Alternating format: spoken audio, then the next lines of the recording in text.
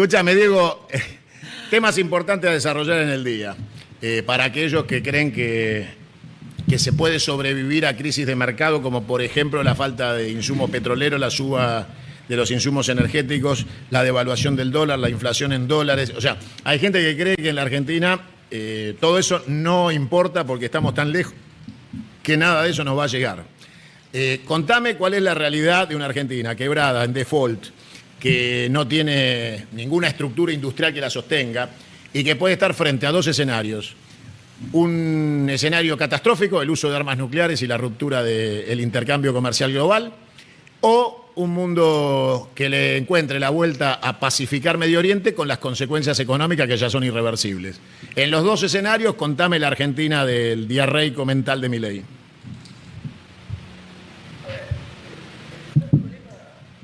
Trae aparejado esto es que Argentina tiene un plan económico que es dinámicamente inconsistente, o sea, es un plan que es un error intelectual, o sea, su principal objetivo es bajar la inflación, cueste lo que cueste y a toda costa, sin importar casi nada más, y eligió, por eso se equivocó, una herramienta equivocada, que es mantener artificialmente bajo el tipo de cambio. ¿Esto qué genera?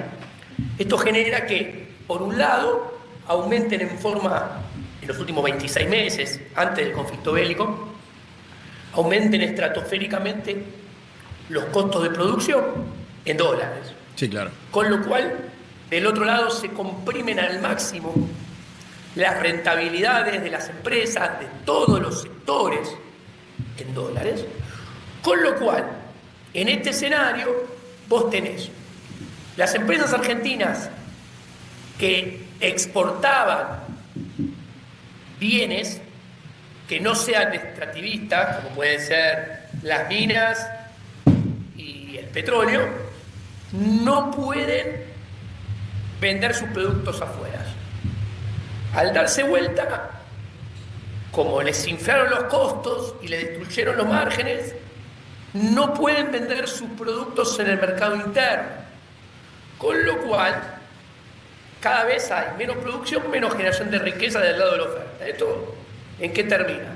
Esto termina en que se produce menos, se genera menos riqueza, con lo cual se suspende, después se despide, cae el empleo, aumenta el desempleo, el salario en este marco está condenado a correr por detrás de la inflación, y como resultado de esto, como consecuencia del lado de la demanda, cada vez hay menos demanda porque hay menos producción. Ese es el orden, y se retroalimenta negativamente el círculo vicioso. Ahora bien, te pongo dos números para que lo veas. Economías regionales no tienen, cuando yo hablo de economías regionales estoy hablando de, sectores que son indudablemente productivos, o sea, están totalmente preservados del discurso del gobierno. Nadie puede decir que la producción de vino es inviable en Mendoza, para ponerlo de alguna forma. Nadie puede decir que la producción de peras y manzanas es inviable en el Alto Valle del Río Negro. Nadie puede decir que la producción de cítricos es inviable en la Mesopotamia, por decir. O que la del maní es inviable en Córdoba. ¿Ok? Bueno, o que la producción de yerba es inviable en el noreste de Argentina. Te di 4 ejemplos. Bueno, cuando yo tomo todos estos sectores, que son 15, yo te nombré 4 o 5, y yo en el estudio de Economía y Ética hacemos una proxy de la rentabilidad en dólares de estos sectores. La rentabilidad en dólares de estos sectores está exactamente 40% por debajo del momento previo que asumió este gobierno. ¿Ok? Y no tienen retenciones. ¿Qué quiere decir esto? Que para estar igual al momento previo de este gobierno, necesitarían, por arte de magia, un dólar de 2.300 pesos. Voy al sector agroexportador. A ver, también totalmente preservado del discurso de este gobierno. Nadie puede decir que no somos productivos para hacer trigo, no somos productivos para hacer maíz, no somos productivos para hacer girasol, no somos productivos para hacer soja, producto de soja, harina de soja, cueros y carne bovina. Cuando yo tomo el promedio de todos estos 8 sectores y hacemos la proxy de rentabilidad en dólares, están 33% por debajo de cuando asumió este gobierno. O sea, te estoy tomando sectores que indudablemente son los mejores de la economía argentina, a propósito. ¿Ok? Es más, si a estos sectores este plan económico destrozó tanto su rentabilidad en dólares, que si les ponen las retenciones a cero a todos, quedan entre un 17 y 18% en rentabilidad en dólares sin retenciones, por debajo de noviembre del 2023. ¿Qué quiero decir? Que ya poniendo las retenciones no les alcanza para ganar dinero, lo cual ilustra que si a estos sectores les pasa esto con este plan económico, imagínense todo lo demás. Por eso los traigo a colación y los pongo como ejemplo arriba de la mesa. Ahora bien, vos me decís, ¿por qué pasa esto? Digo, y muy sencillo. Si vos tenés, por ejemplo, industria vitivinícola intensiva en electricidad, y vos tenés que la luz aumentó más del doble de lo que aumentó la inflación en Argentina, vos te encontrás que dentro de su función de producción, número redondo para que se entienda, si la inflación acumulada de que asumió Milei es 280% y la electricidad aumentó 600, números, ejemplo para que lo entiendan, y el dólar está quieto, le aumentó el costo de la luz, eso en dólares. ¿Ok? Entonces, ahí se entiende el aumento del costo de producción. Por ejemplo, si el gasoil aumentó 500% y el dólar no se movió, aumentó eso, ese insumo en la producción, en la función de costo de producción de una actividad intensiva en gasoil, como puede ser el campo. Ahora bien, la guerra. La guerra va a aumentar todavía más los costos de producción. ¿Por qué? Volvemos al ejemplo del sector agroexportador. La urea, el 60% viene de Medio Oriente y aumentó estrafalariamente su precio porque hay escasez, porque lo de Medio Oriente está en guerra, deja de venir. No solamente por eso, porque todo insumo importado que viene por barco, el barco, no hay transporte que consuma más combustible que el barco, el flete aumenta estratosféricamente. No solo aumenta el flete estratosféricamente, en tiempos de guerra se obliga a contratar un seguro por guerra, que hay que pagarlo aparte. ¿Y quién lo paga? El productor. No lo paga Dios, lo paga el mismo productor. Es más, en tiempo de guerra suele pasar que los barcos no desembarcan en todos los puertos. Entonces te dicen, no, yo te lo dejo hasta el puerto X. Listo, sobre todo por los aumentos de costo de producción. No, pero el puerto X no está acá nomás. No sé, arregla, te contratá otro transporte que te lo lleve del puerto X al puerto Y, que es a donde vos querés que te lo lleve. Más costo de producción. A ver, los fertilizantes son intensivos en combustible. Por ejemplo, son intensivos. Hay cerca de Bahía Blanca una empresa muy importante que se dedica a hacer fertilizantes y es intensiva en el gas. El gas es mucho más que el petróleo. Sí, claro. Entonces, ahí vos comprendés que este proceso bélico va a acrecentar en la microeconomía, que es la que importa, todos los efectos negativos de este pésimo plan económico que aumentan los costos de producción y comprime los márgenes de rentabilidad y hace que la producción caiga. Ahora, Diego, Como consecuencia de eso, el trabajo se deteriora. Sí. Permíteme, digamos, disentir siempre en lo que tiene que ver con lo dialéctico. Yo no creo que este gobierno tenga un plan, creo que se sometieron simplemente a la vejación. No tiene plan, coincido. Yo digo plan porque la palabra usual que uno utiliza. Bueno, pero digamos, claro, bueno, tomándote como lo que sos economista, acá no hay ningún plan. Esto es una cachivachada absoluta, producto de un sodomita que se fue a arrodillar a la Casa Blanca, entregó la administración del Estado argentino a un mandante y deja que alguien gobierne y él hace de que es presidente, digamos. Ahora, preguntas concretas. La caída de Trump es inminente, sea por la vía electoral en la elección intermedia, por el impeachment. Yo te iba a decir eso, y geopolíticamente se subió un colectivo que está destinado a chocar en la próxima pared dentro de 200 metros. Claro. Listo. Tenemos distintas opciones. Una, Trump es objetivo militar hoy en una guerra. 2, es un hombre de avanzada edad. 3, es un pedófilo que el Congreso de Estados Unidos va a condenar con la comisión investigadora. 4, pierde la elección intermedia. Ninguna es buena noticia. En las 4, Trump cae de una u otra manera. Y entonces la pregunta es, una sucursal de la Casa Blanca en la Argentina se queda sin Trump, con una Estados Unidos de Norteamérica de posguerra, con niveles de $5 el galón, y subiendo, con crisis geopolítica de un dominio predominante del mundo BRICS después de esta derrota catastrófica de Estados Unidos en Medio Oriente. Entonces la pregunta es, Argentina, egoístamente pensando, con crisis de flete, con crisis de producción porque le van a aumentar todos los insumos y el dólar está atrasado, estamos en default irrecuperable. ¿Cómo impacta la caída de Trump en la Argentina en lo económico? Cayó Trump. Nos acaban de avisar, mira, hace 2 minutos llegó la noticia, cayó Trump. ¿Qué pasa con la Argentina de Milei?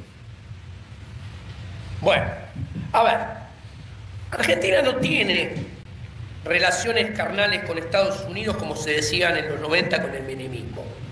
Ojalá las tuviera, porque si tuviera relaciones carnales con Estados Unidos, querría decir que cierta institucionalidad hay detrás de esas relaciones carnales de Argentina con Estados Unidos, como pasaba con Menem y Bush padre. No.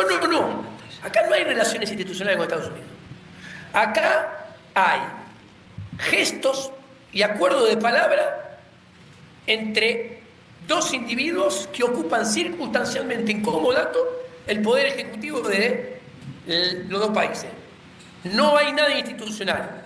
O sea, la situación, mira, no le voy a decir plan, la situación financiera macroeconómica de Argentina, que es a lo único que ha apuntado este gobierno, está subsidiada por Trump. Si Trump desaparece por arte de magia, Argentina deja de tener ese subsidio. Con lo cual, el plan financiero de Argentina cae. Se enfrentará supinos problemas. Y en consecuencia, todos sabemos que Argentina no ha estabilizado su macroeconomía ni por asomo. ¿Por qué? Yo te cuento concretamente. Los últimos 2 meses la inflación es 41% anual. Esta inflación es solamente, comparado contra los últimos 20 años, es solamente más baja que los últimos 3 años de Alberto Fernández y que la inflación del último año de Macri. Si yo tomo los primeros 3 años de Macri, era más baja. Si tomo el primer año de Alberto Fernández, era más baja. Si tomo los 3 mandatos presidenciales del matrimonio acá, era más baja que esta. ¿Ok? Sí. Aparte, no se puede hablar nunca de estabilización con inflación del 41% y nivel de actividad tendiendo a 0 cómodo. Con lo cual tenés una estanflación muy importante. Bueno, si cae Trump, esta foto va a ser mucho peor. Mucho peor. Va a ser mucho peor. Claro.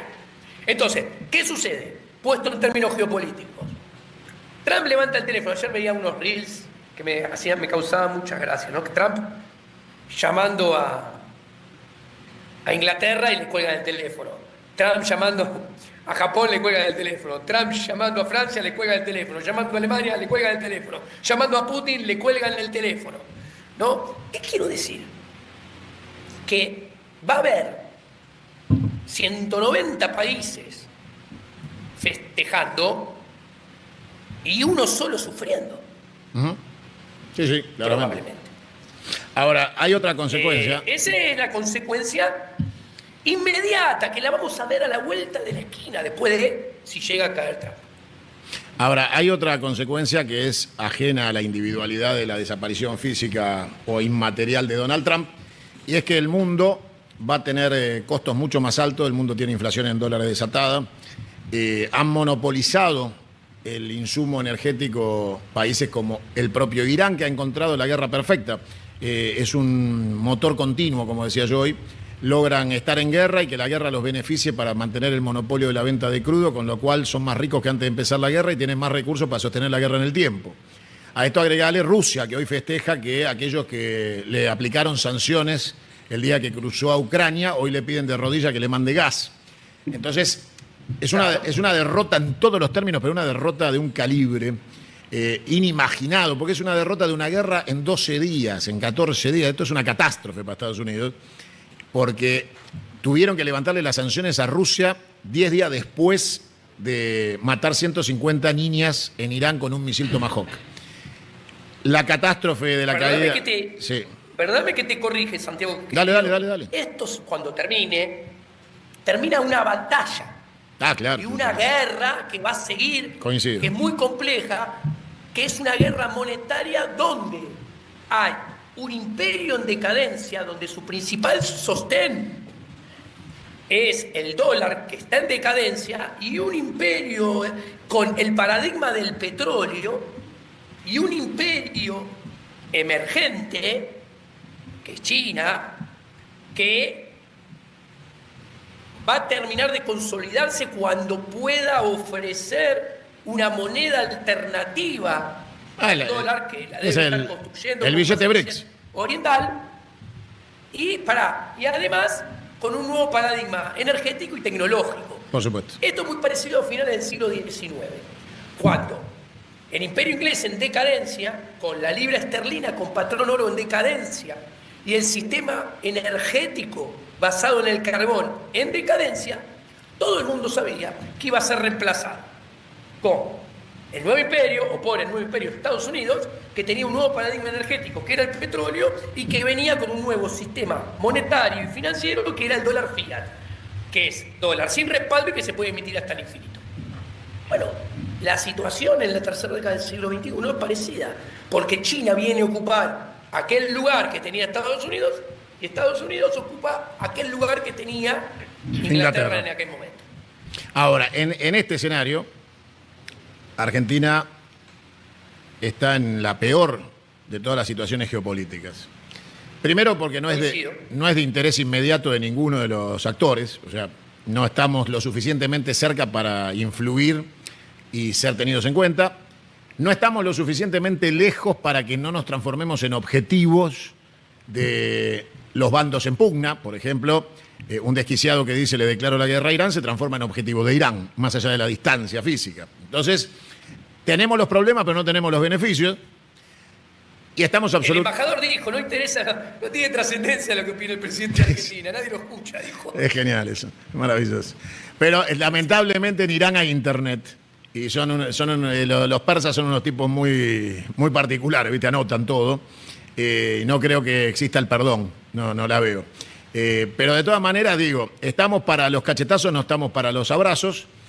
Y el argentino promedio todavía no cae en la cuenta de que esto es una catástrofe. O sea, ¿qué falta para...? Yo le llamo APP, argentino pelotudo promedio. El APP se despierta y se dé cuenta de la catástrofe que estamos viviendo. O sea, obviamente el despertar del dólar cuando llegue el momento de la catástrofe, el salto va a ser impresionante y la crisis va a ser muy profunda para el argentino boludo que cree en el dólar todavía, en el patrón dólar.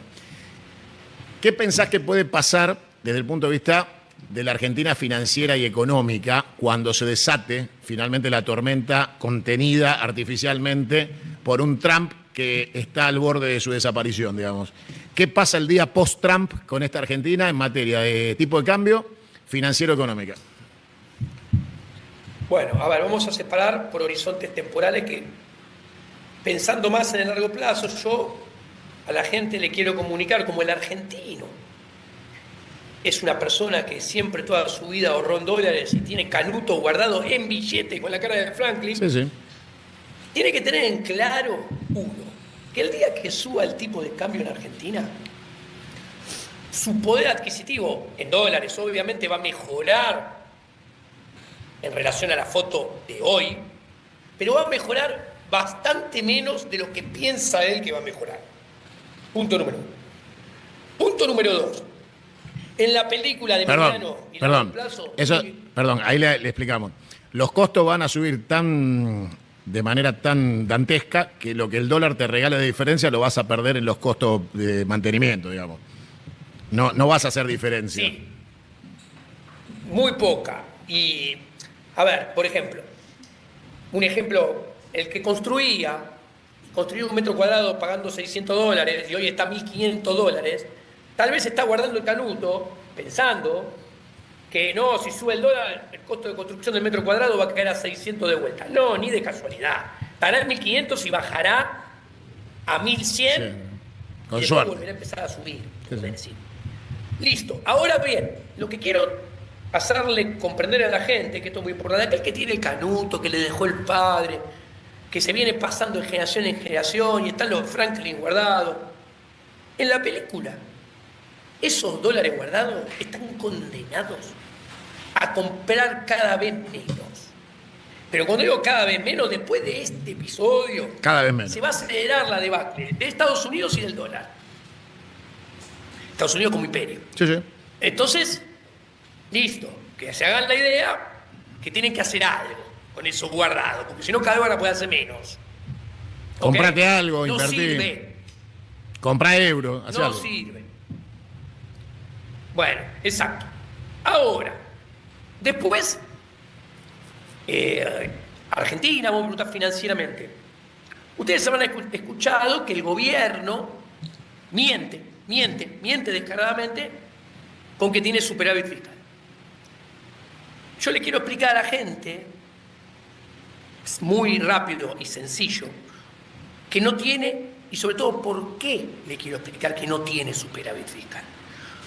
Porque esta mentira de lo que se ha hecho fiscalmente en Argentina encierra para más adelante, y cuando digo más adelante acá no digo 5 años, no digo 10 años, digo rapidito, cuando esto se comience a revertir, tiene una promesa de más gasto público,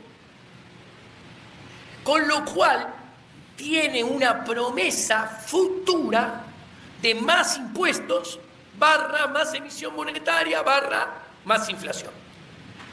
O sea, todos los argentinos vamos a enfrentar en la película pongámoslo así, del próximo gobierno que venga y del que lo siga, con certeza, más gasto público, más impuestos, probablemente más inflación por más emisión monetaria que hoy en día. Con lo cual va a ser más difícil producir y vivir en Argentina. Ahora, me puede preguntar gente, ¿y por qué? Muy sencillo. Les cuento a la gente, muy sencillo, para que lo entienda. ¿Cómo está construido este mentiroso superávit fiscal? Punto número 1. No la complico. No se cuentan los intereses. ¿Ok? Los intereses son parte del gasto público. ¿Qué hace Caputo? Los capitaliza. O sea, lo que tiene que pagar de interés, como es gasto público, y si los tuviera que pagar, habría Le da déficit.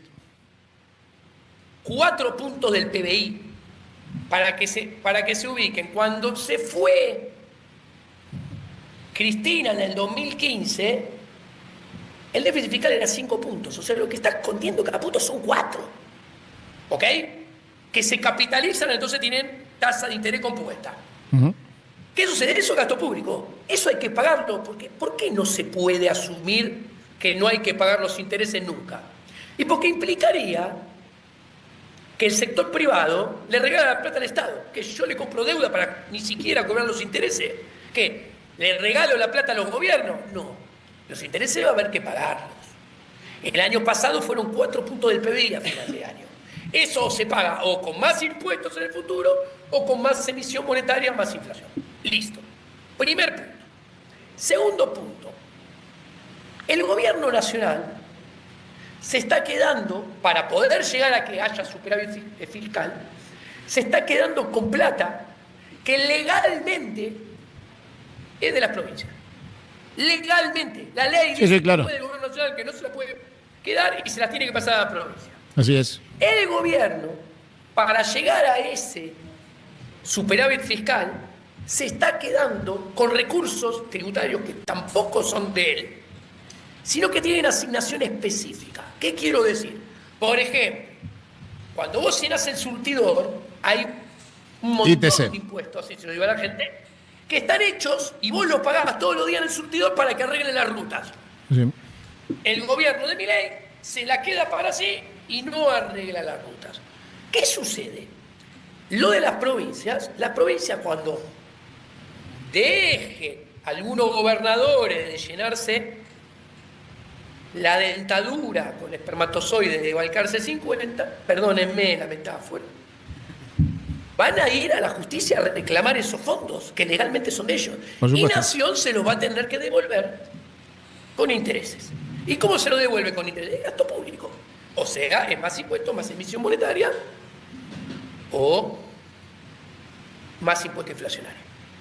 Después, esto lo entiende cualquier persona muy sencillo. Si ustedes durante un año no arreglan la casa que tiene la fachada enfrente al mar, el día que la arreglen, después de no haberla arreglado un año, invento para que se entienda, tendrán que poner 1 millón de pesos para arreglarla. Estoy quedando muy corto. Ahora, si ustedes no arreglan la fachada de esa casa enfrente al mar durante 4 años,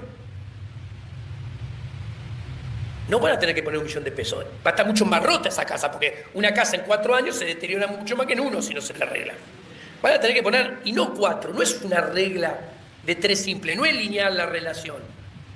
Es exponencial. Sí, claro. Si durante 4 años no la arreglan, no van a tener que poner 4 millones, van a tener que poner 8. Sí. Por decir. ¿Qué quiero decir?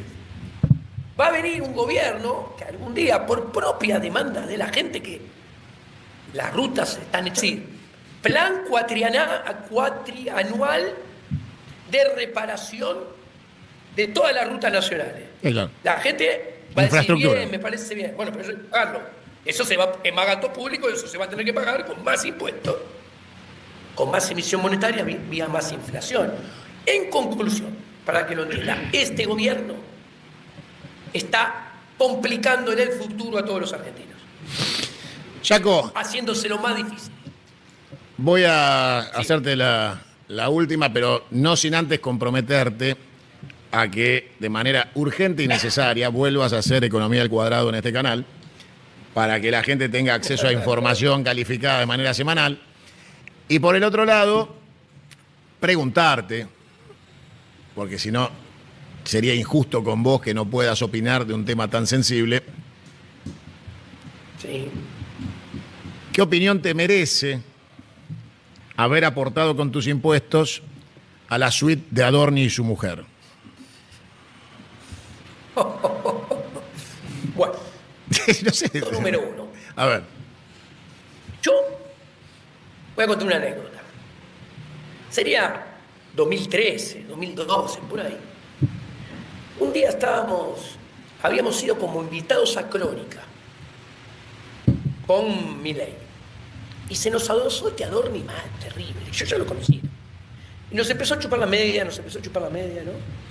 Ahora ya subió. Le digo a Javier, este tipo es de la peor calaña, no sabe absolutamente nada de nada y es un trepa de aquello. Lo único que busca es poder trepar de la mano de quien sea y a costa de cualquier cosa. Evidentemente, no le erraste. Me equivoqué. A mí no me sorprende nada de lo que está sucediendo en materia de corrupción, porque yo tengo información privilegiada. Con respecto al público tengo información asimétrica. Ni hablar. Sé mucho más de los actores que el promedio del público. A mí todo lo que sucede no me sorprende nada. Nada. ¿Ok? Con lo cual, te contesto, ya te contesté, pero cierro la respuesta, es desde el momento que todo este gentío fue elegido, yo sabía que iba a pasar esto. El problema es, como vos dijiste antes, esa masa votante muy poco formada, producto del deterioro institucional educativo en Argentina, que no piensa y que es engañada, porque este es el punto, es engañada muy fácilmente.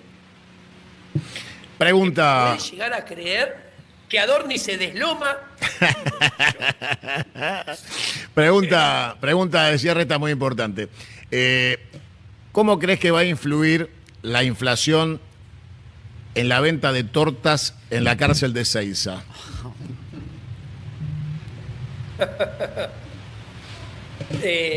Mira, yo creo que te lo dije, porque la última vez, cuando yo lo mando al demonio, Javier Milei, en septiembre del 2020, que 1 o 2 días después hice aquel famoso programa en Economía del Cuadrado, que tengo un saco azul y una camisa negra puesta con una corbata azul, que ese que es muy conocido, te equivocaste, papá, que digo, vas a arruinar todo lo que hicimos. En esa conversación final yo le digo, vos vas a terminar muy mal, y si reconoces que tuve razón en todo y te anticipé todo lo que iba a pasar, yo voy a ser el único que te voy a ir a visitar. Al Seiza. Tengo que aclarar a dónde, ¿no? Sí. Al Seiza. Sí. Pero se me fueron, después fue tan ordinario que se me fueron la gana. Bueno, Jaco, pronto en el estudio, ¿sí? No por Zoom. Por Zoom hay una distancia que no merecemos tener, así que te esperamos por acá pronto y para que conozcan los estudios nuevos. Lo arreglo con vos directamente. Dale. Te quiero mucho, amigo querido. Te debo un asado en mi casa. Sí, señor. Te debo un asado en mi casa. ¿Es así? Sí. Si no, se va a transformar en sushi con hueso. Así que metele antes que se enfríe. Sabés que estoy en Chapamalal y me dice, estoy en Mar del Plata, me voy dentro de 6 horas. Eso fue el que me llamaste. Bueno, eso para no molestar a la familia, che, que está con el bebé. Bueno, Jaco, un abrazo gigante. Solo. Ahí podríamos haberle metido al vino. Jaco, gracias, amigo querido, Te quiero mucho. Un fuerte abrazo. Yo también. Bueno. Un abrazo a todos, cada 22 que es casa. Gracias, hermano. Bueno, Diego Giacomini.